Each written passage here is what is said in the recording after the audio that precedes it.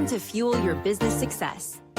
Welcome to Harmonious at Lunch. We're bringing you bite-sized advice and expert conversations to drive clarity and growth 5 days a week.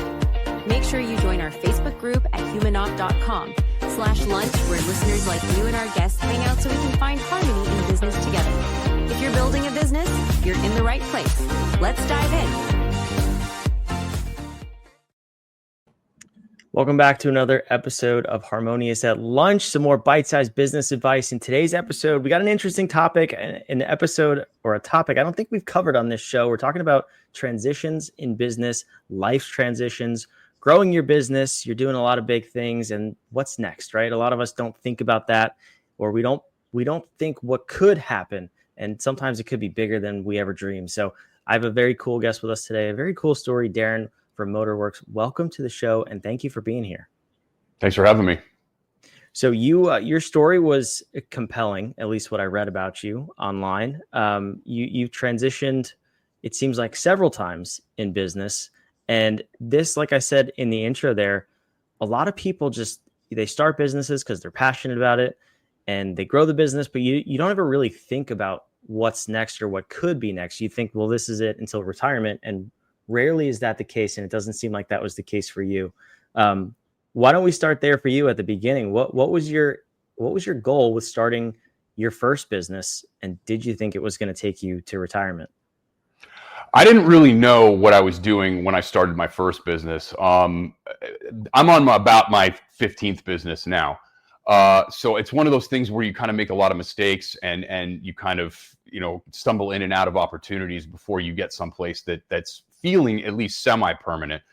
With that said, what you said, there's not really any real permanence out there. It's very difficult now to do things all the way to retirement. People that generally accomplish that, kind of hit a home run pretty early and check out that way. But I don't think I've ever really been in a position where I felt like retirement was the long-term goal with anything that I've ever done before. And it's constantly been sort of a, what are we going to do now? How are we going to be happy? How are we going to enjoy our work-life balance? And what's going to make us get out of bed and get excited in the morning? And that's kind of what's dictated the entire course of my career up to this point. Yeah, I love that mentality, because it's something that you can actually be passionate about then. And as that changes, you change, life changes, careers change. So these transitions, they're, for a lot of people, they happen multiple times, unless, like you said, you hit it big and you just check out. But when you're coming to one of those transition points in your career, in your business, what did they look like for you? How did you know that you were approaching them? How did you know it was the right time to make a transition?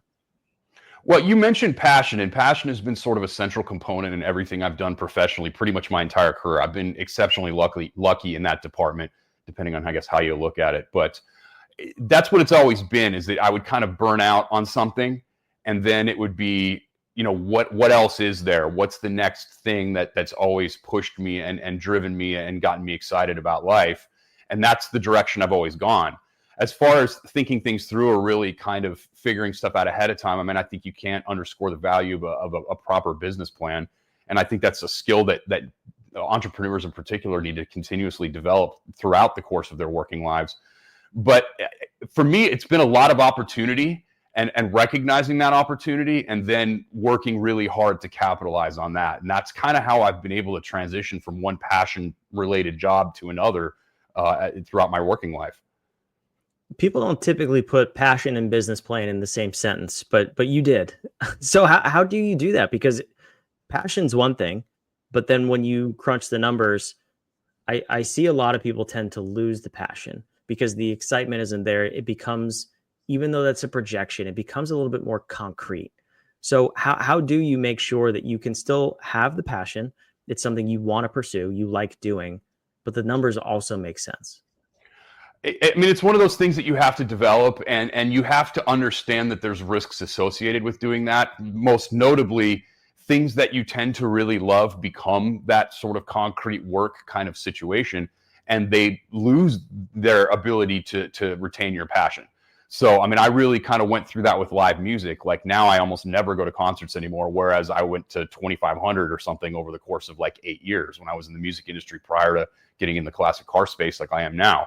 So you have to understand that there's a trade-off involved here, and that you're going to suffer the loss of that passion. So the trick there, I think, is to continuously develop new ones. For me, there's always really been three central ones. It's been animals, it's been guitars, and it's been collector cars and motorcycles. So I've managed to sort of get to that point now where I've done all three of those basically throughout the entire course of my career. But there's components of that where you can kind of spin back on things too. Like, for example, I worked with exotic animals when I was in my early 20s. And now I'm attempting to raise money for zoos and conservation efforts and things of that nature through our Motorworks Gives initiatives that we have. So you can constantly revisit things and kind of spin back and look at things differently. Another example, I played hardcore punk for like 20 years. Now I barely ever touch my guitars that I do that with, but I have Stratocasters, and I've learned to love blues music. So I play blues guitar almost every day. So the passions can kind of modify as you go throughout the course of your career. But the real reality is that you have to understand it becomes work. And I think a lot of people screw that up and they overlook the financial components, and they fail as a result of that. Yeah, it happens all the time because you just want to have fun. You want to chase your passion. But I think it's also interesting how you blend those three passions, and sometimes for monetary gain, other times for charity, which is still monetary gain technically. But then it sounds like also just to sort of disconnect from the other things. Is that true? Do you kind of go to, like, playing guitar, for example, do you go to that strategically in order to keep the passion alive in the other areas, or am I hearing that incorrectly? No, definitely. And I think you need to change your scope of focus as you kind of do that also. And again, you can add things too. I mean, I started boxing in my late 20s, and that's become a huge component of my daily life now. The nonprofit thing too, that's something we started screwing around with just as a side project in 2018. Found out we were pretty good at it, raised $25 million. And now it's something that we're trying to do on a wider scale to help more nonprofits. So, the things that get you out of bed, you just continuously add to your profile or to your portfolio all the time. And it makes you not only a better, more bankable business person, but it makes you a better, more well-rounded individual as well. I'm curious about the nonprofit space because there's a lot of people who love contributing to nonprofits, love volunteering with nonprofits, but starting one and running one is a totally different animal. And you obviously are quite good at it. I mean, $25 million is a lot for it's probably more than most nonprofits raise ever. And that's a huge deal. What did you learn about that you took from your for-profit business career? And then what did you also learn from nonprofits that you can take back to your for-profit businesses? I mean, that's kind of a big question. And I guess the short answer to that is that we learned that we don't want to be a nonprofit. We want to help nonprofits.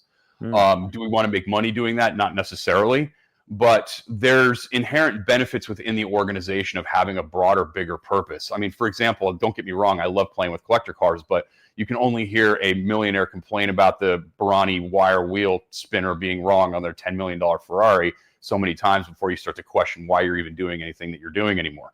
So having a bigger purpose and trying to accomplish larger, better things for more people is a big deal. And we've learned a lot of organizational things. We've been able to test systems. We've been able to sort of broaden our abilities as a for-profit business by helping nonprofit businesses. And at this point, we've helped over 40 of them. So it's something that's become a major component of what we do, but that's also transitioned over to our clients that are handling our for-profit side, and they've been the recipients of a better product from us as a result. So all these nonprofits, the ones that you're helping as clients, are they in a similar industry? Are they in the automotive industry too? We help a lot of automotive-related charities, car museums and car clubs, people that are custodians of records and important racing memorabilia and things of that nature. But the scope is very broad for us. I mean, whether it be children's cancers or heart disease issues or environmental concerns or any number of things, we kind of run the gamut on that stuff.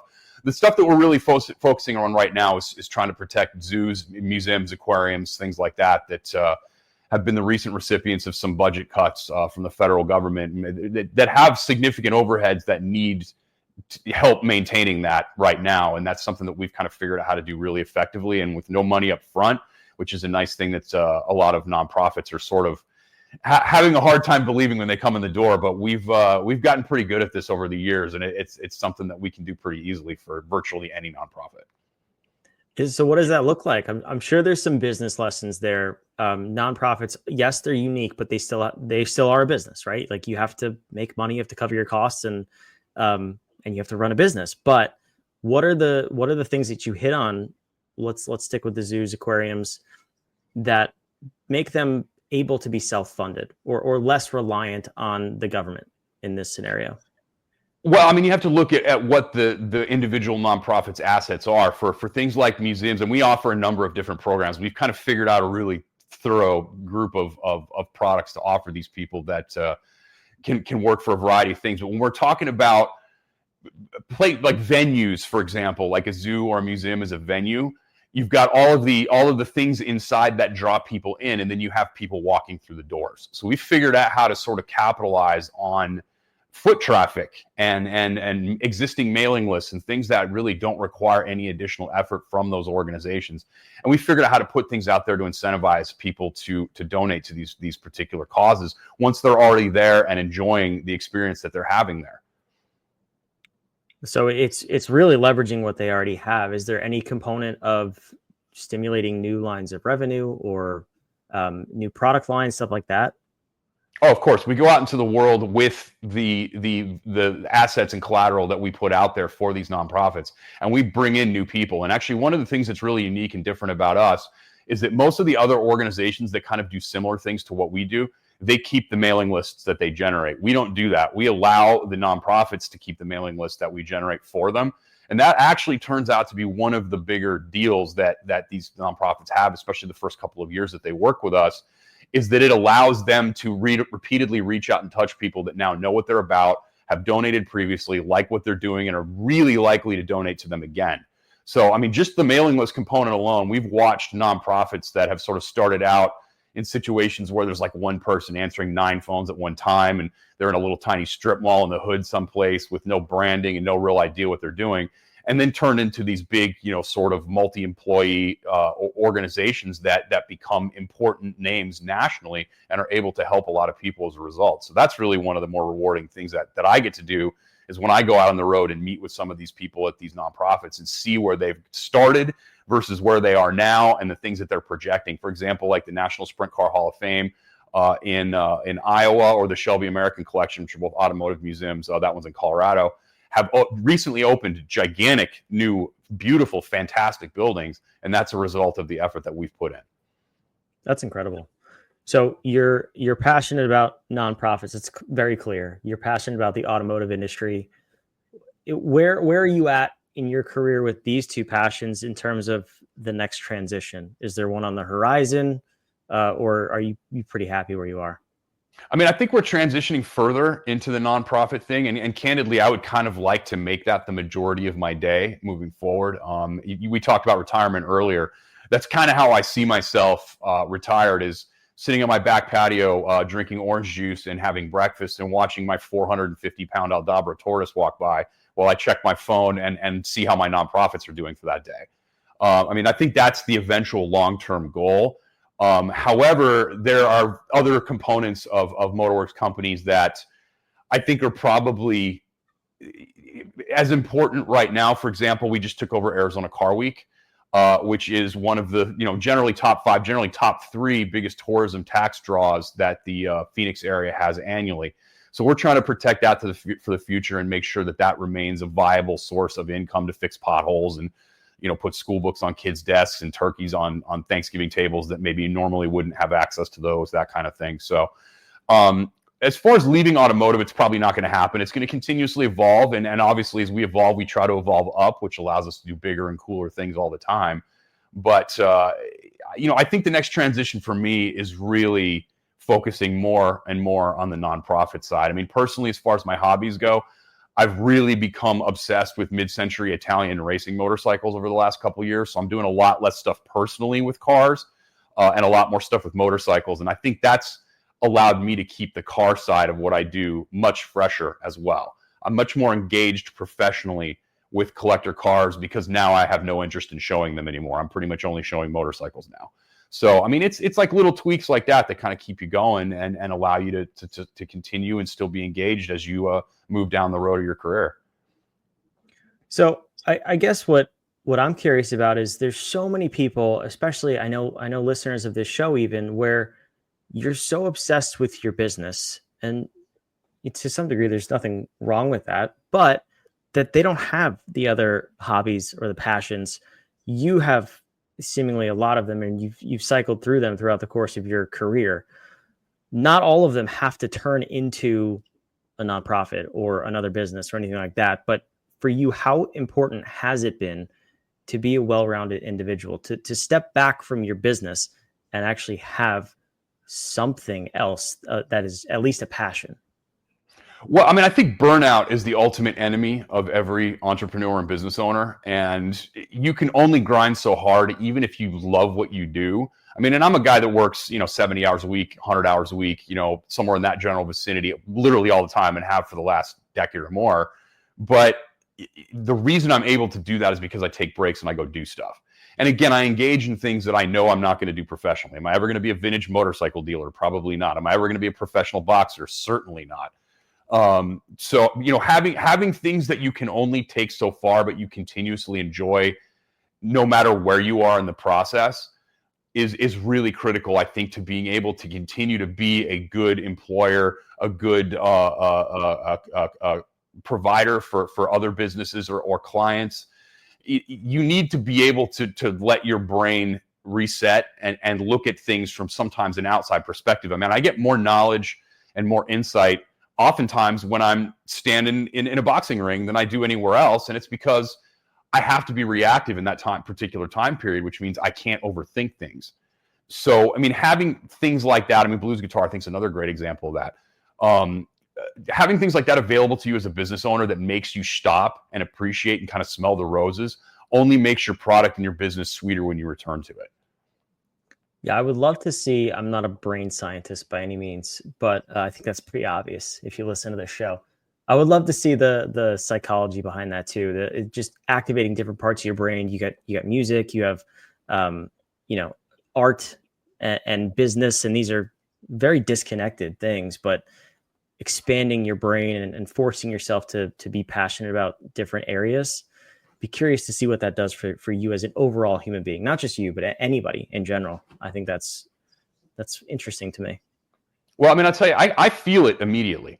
When I'm on a 12-hour grind session or something, and I get up and I go to the gym, or, I get off a call or something and I just reach over on the other side of my desk and I grab one of my guitars and take 10 minutes, I immediately can feel like what you're talking about, like the different parts of my brain starting to fire, and it almost like sort of calms down. I mean, you know how like the parachute firefighters, they'll set fires in order to stop other forest fires. Mm-hmm. Like it kind of almost feels like that when you engage in something that's very different from what you just engaged in professionally, it kind of sets a fire someplace else that contains the other fire that you're trying to deal with at that particular moment. So, I mean, God bless the people that are ultra focused, and they tend to be successful. I mean, it's like you throw a bone in the backyard and bury it 6 feet underground. A dog's going to find it because that's what they're focused on. But, again, do you want to live your life like a dog, or do you want to live your life like a person? So, I mean, that's kind of the situation at the end of the day. Is I would rather be able to get in my car and go drive someplace than just sit in my backyard and dig all day long. Yeah, I hear you. Well, me and you are now amateur brain scientists, so add it to the resume. Darin, this is awesome. I appreciate this conversation. It's an important conversation. And I hope more people go explore what else they're passionate about and become a little bit more well-rounded like we're talking about here. Where should people go learn more about you, everything you have going on? And you seem to have a lot going on, but what's the best place to go? There's a lot going on, definitely. If you want to learn about the 5 companies that are sort of under the Motorworks brand, you can go to motorworkscompanies.com. It's MOTORWERKS, marketing.com. We've also got a newsletter media outlet that's got about 20,000 subscribers. We publish 3 times a week on that. You can go to thez260.com, THEZ260.com for that.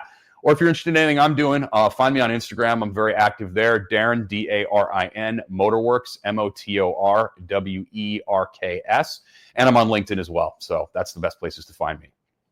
I love it. We got motorworkscompanies.com on the screen. All of those links are down below in the show notes wherever you're watching or listening. So go check that stuff out. Darin, thanks so much for being here. Thanks for having me. And for our listeners, thank you for being here. I hope you subscribe. We'll see you back on the next episode tomorrow of Harmonious at Lunch. Another episode of Harmonious at Lunch in the books. I hope this episode made you think and you grabbed some actionable ideas to propel your business.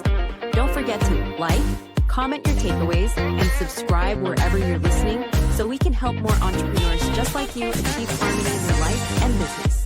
For cutting-edge tools that bring clarity to your people and processes, check out humanoff.com.